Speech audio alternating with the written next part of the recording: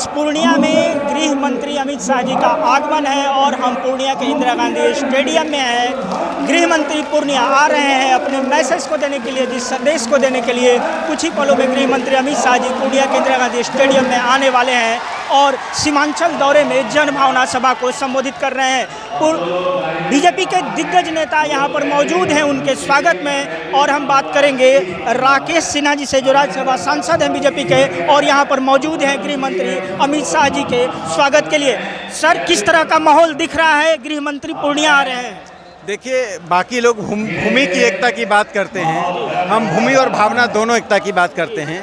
इसी भूमि और भावना को बचाए रखने के लिए, एकताबद्ध रखने के लिए ये रैली हो रही है। हमारी अपील देश के लोगों से, खासकर सीमांचल के लोगों से है, जो ताकतें समाज को तोड़ने वाली हैं, जो ताकतें घुसपैठियों को संरक्षण देती हैं, जो ताकतें पीएफआई को भी सेकुलर बताकर उनको प्रश्रय देती हैं, उन ताकतों को परास्त करें और सीमांचल में प्रधानमंत्री नरेंद्र मोदी जी की जो सर्वसमावेशी विकास की नीति है उसको समृद्ध करें। जिस प्रकार से कश्मीर में हमने अलगाववादियों को समाप्त किया, जिस प्रकार से नॉर्थ ईस्ट में हमने अलगाववादियों को समाप्त किया, वैसे सीमांचल में भी जो ताकतें इस अलगाववाद को बढ़ावा दे रही हैं, सांप्रदायिकता को बढ़ावा दे रही हैं, चाहे राजनीतिक रूप में या सामाजिक रूप में, उन्हें हम परास्त करेंगे।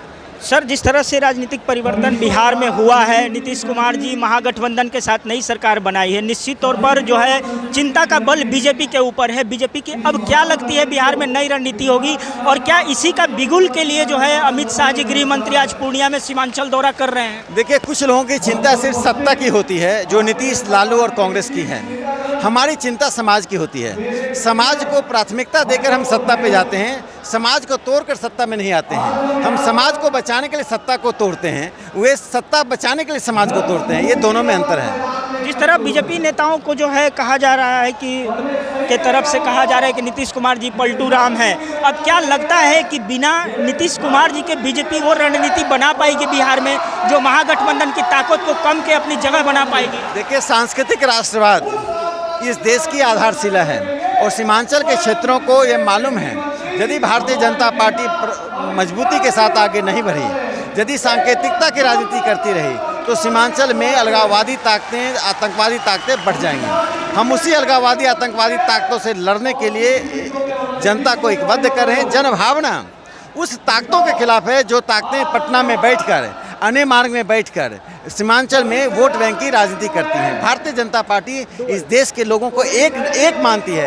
हम धर्म, जाति, संप्रदाय के आधार पर लोगों में विभाजन नहीं करते हैं और विभाजन करने वाली ताकतों के खिलाफ एक लोकतांत्रिक गोलबंदी करने का काम कर रहे हैं। सर, बिहार में शुरू से ही बीजेपी में कहा जा रहा है कि नीतीश कुमार जब साथ थे तब चेहरा थे, उन्हें कम सीटों के बावजूद भी मुख्यमंत्री बनाया गया, लेकिन बिहार में इतने दिग्गज नेता होने के बाद भी बीजेपी का कोई मुख्यमंत्री का चेहरा नहीं है। क्या यह कमी बीजेपी को अभी खल रही है या किसी को सामने क्यों नहीं किया जा रहा? हमारे पास 3 दर्जन ऐसे लोग हैं जो बिहार के सफल सक्षम मुख्यमंत्री हो सकते हैं।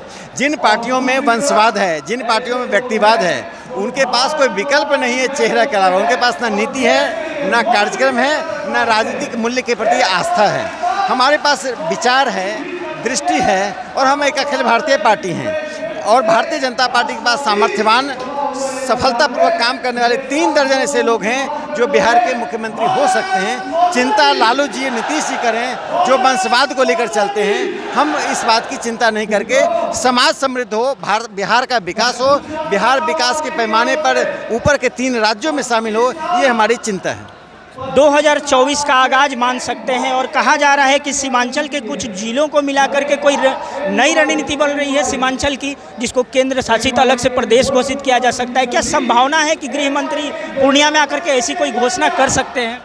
देखिए, मुझे मालूम नहीं है, तो भारतीय जनता पार्टी की रैली है, ये कार्यकर्ताओं की रैली है जिसमें माननीय गृह मंत्री जी कार्यकर्ताओं को संबोधित करते हुए जो सीमांचल की अलग प्रकृति, अलग चुनौती, अलग समस्याएं हैं, उसके बारे में बताएंगे और कार्यकर्ता उनके दिशा निर्देशन में अपने संगठन को मजबूत करते हुए हम 2024 में ऐसी ताकतों को सामाजिक स्तर पर, राजनीतिक स्तर पर परास्त करने की कमर कसकर आगे बढ़ेंगे। चलिए, शुभकामना है सर पार्टी की तरफ से। तो ये थे राकेश सिन्हा जी, जिन्होंने बताया कि बीजेपी का आखिर बिहार में किस तरह की रणनीति है। फिलहाल पूरा इंदिरा गांधी स्टेडियम में आप जैसा कि देख रहे हैं कि पब्लिक की अपार भीड़ है, भाजपा कार्यकर्ताओं की भीड़ है और स्टेज पर बड़े बड़े सैयद शाहनवाज हुसैन, रविशंकर प्रसाद जी, सुशील मोदी जी, गिरिराज सिंह, मंगल पांडे और लगभग अमूमन बड़े बड़े नेता जो हैं बीजेपी के यहाँ पर मौजूद हैं गृह मंत्री अमित शाह जी के स्वागत में। और कुछ ही पलों में गृह मंत्री अमित शाह पूर्णिया के इंदिरा गांधी स्टेडियम में आने वाले हैं। आप बने रहें आवाज़ 24